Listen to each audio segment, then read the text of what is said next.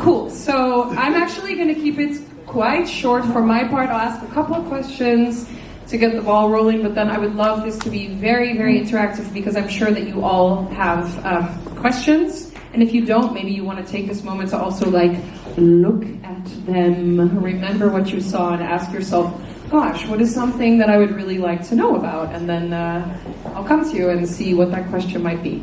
But to kick off, Jordan, Gina, Sarah, Philip, Tuaka, thank you all very much for your beautiful work. Thank you for being here. I thought it would be nice if we could just kick off by maybe we can go down the line, and I would like each of you to just tell us one word that captures for you something about this process. It doesn't have to encapsulate it, but something about this process that is important for you. So let's see what appears when I ask you that.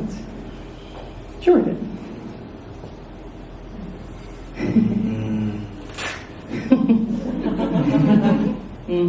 Essence. Thank you. Gina. Generosity. Thank you. Excitement. Inspiration. Shorthand. Okay. Slightly cryptic, but that's fine because I wanted to ask you the next question anyways. Thank you all for sharing your word. So I'm sure it didn't go unnoticed to the people in the audience that you, in fact, were not performing with a partner on the stage tonight.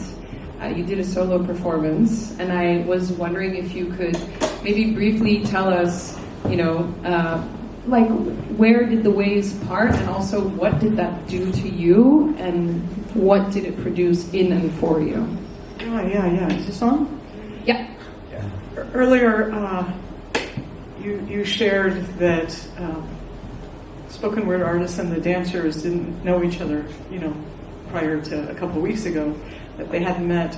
So I still hadn't met my dancer to this day. But I am partnered kind of like I'm a plan A person, that there was a plan B because I didn't have a dancer. And so I thought, okay, the concept of making a film, and give it up for Yarrow that accompanied me. I shot footage.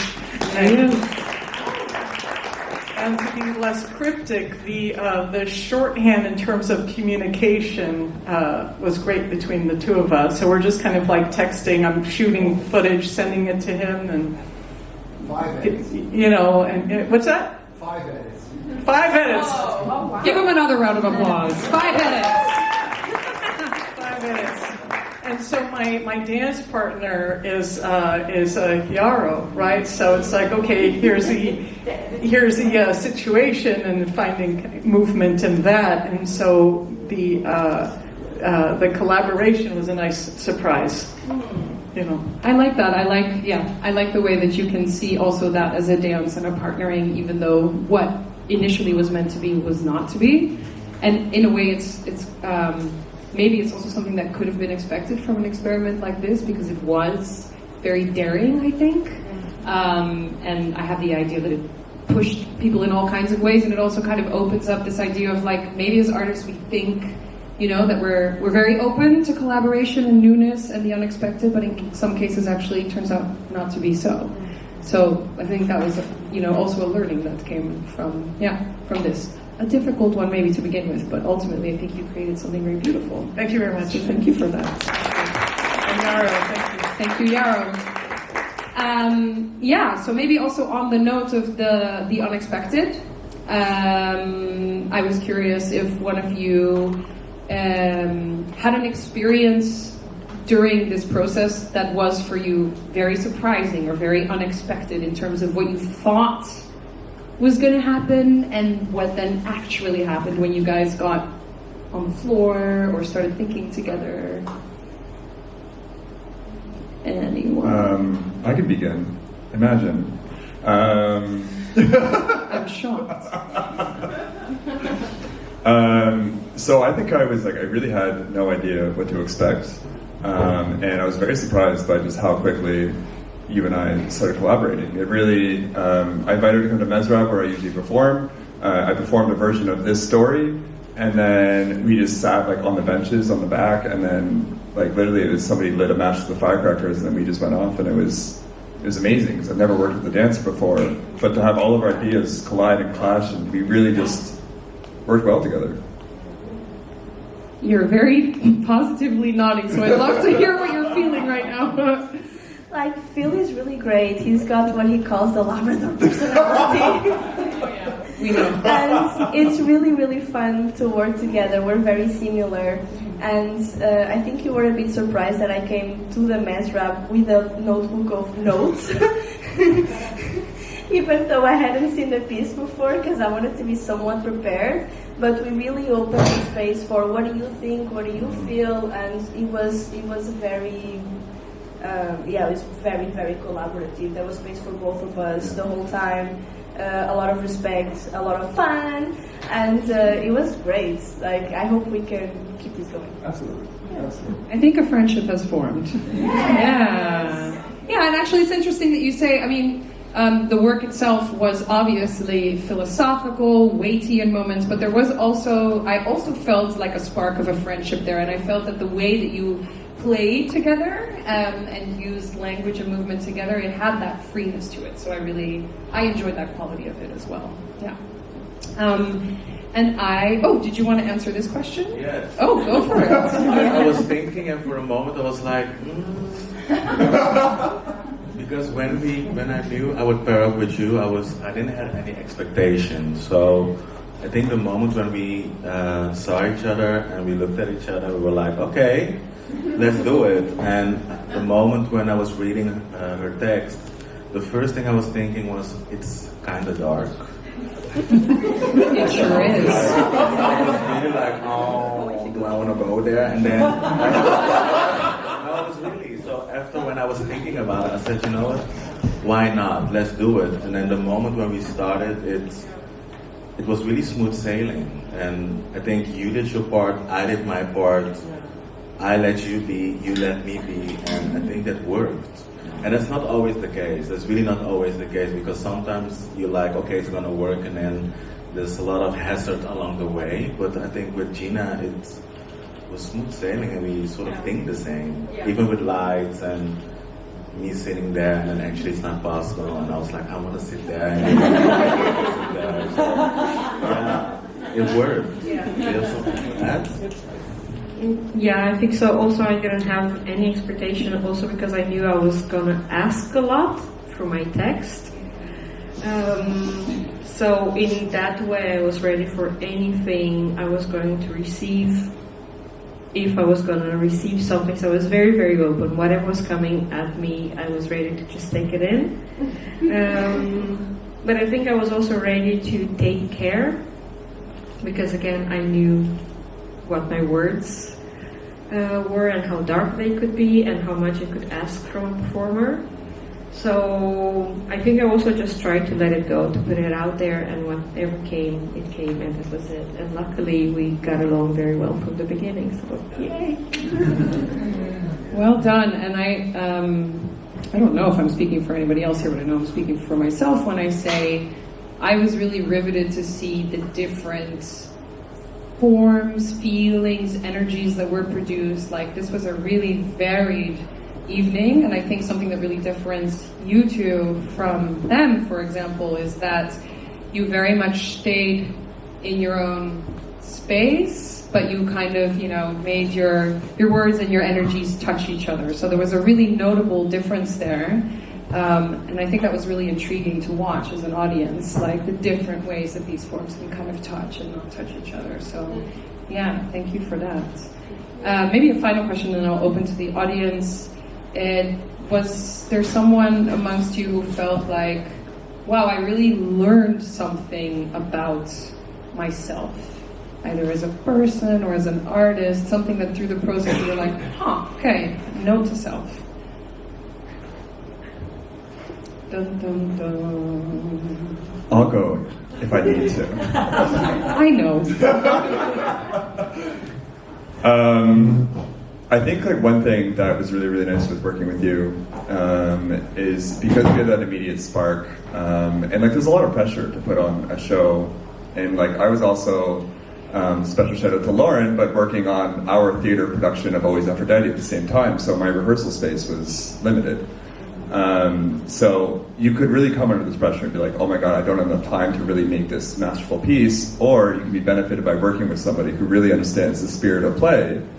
And I think that was, you know, I think as artists, we're continually learning that lesson of like, what does it mean to produce what we produce, and what does it mean to actually get in the creative spirit of play and get involved and really take the ego out of our construction and then just make fucking art, which is so difficult. So for me, it was this reassuring lesson of like, okay, you don't always need to respond to pressure by cracking, you can just play. I love that. Beautiful, thank you. Yeah, and it's so important to have the other to take you out of that ego space also. Yeah, you want to go? Yeah. It's really fun to be pushed out of your comfort zone, and it's something I used to do a lot when I was younger, and then I lost it somehow, maybe with the pandemic or something, and now I've been manifesting it, and I'm very happy. I want to do this more.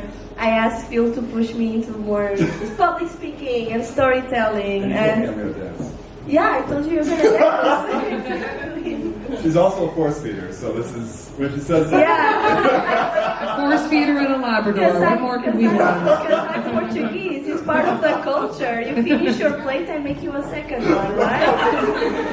I was getting spoons of peach cobbler last night. Yeah. But yeah, it's the having the courage to just go for it. You don't know where it's gonna end up, but that's the fun part, right? Well, hopefully. Jordan? I just want to add to it because I totally feel the same thing. Is that actually sometimes you just need to play. I think with me, like I dance already 16 years, and if I do a project, I'm very much into, okay, this is what it's going to be.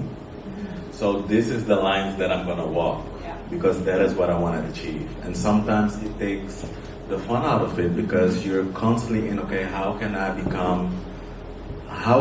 what do I need to do to become there? And then I'm going to use all of those tools and do not necessarily the same thing because it's every time different.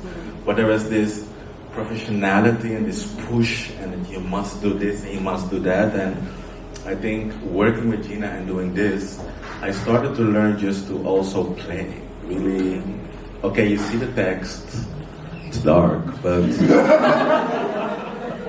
we're gonna do it. And then you just, what does it do with the body? And you just go. And having experienced this, it gives me the ammo to actually do more, but from this playfulness.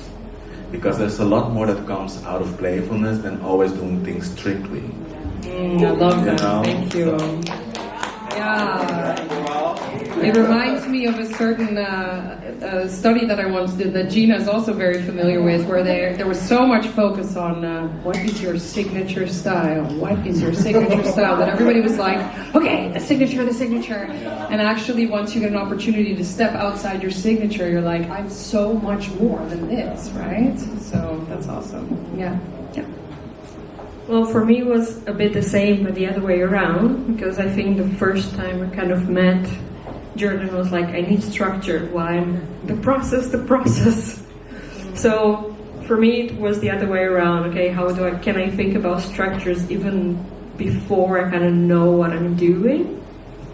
So that was interesting to think about it and see how, working also a bit the other way around. Because I always just dive in the process first and the structure for me comes out of that. But it was interesting to think, okay, we're having now structure and then we can fill it in, which was really, really great. Yeah.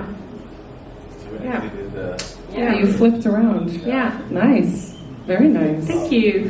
You flip-flopped, yeah. That's very poetic. Some start of some spoken word. Maybe. And of course, it's also very poignant to ask you the question, what did you learn for yourself or about yourself from this process? I missed the pleasure of memorizing telephone numbers. Yeah. Snap if you could Good relate. one. Good one. Legit. the number I dialed was my own number I grew up with. What is it? Tell us. I ain't telling. All right, it's a secret. But I miss simplicity. Boy, do I feel that. Yeah. That one is heavy. Mm-hmm. It is. It's heavy. It's heavy. Yeah. Thank you. Well, thank you for bringing that simplicity into the room for us, because pretty sure others resonate in this space. Anyway, I certainly do. So thank you, Tuaka. There we go. Got some snappy fingers. Yeah, we have time for a couple of questions from the room before we close up.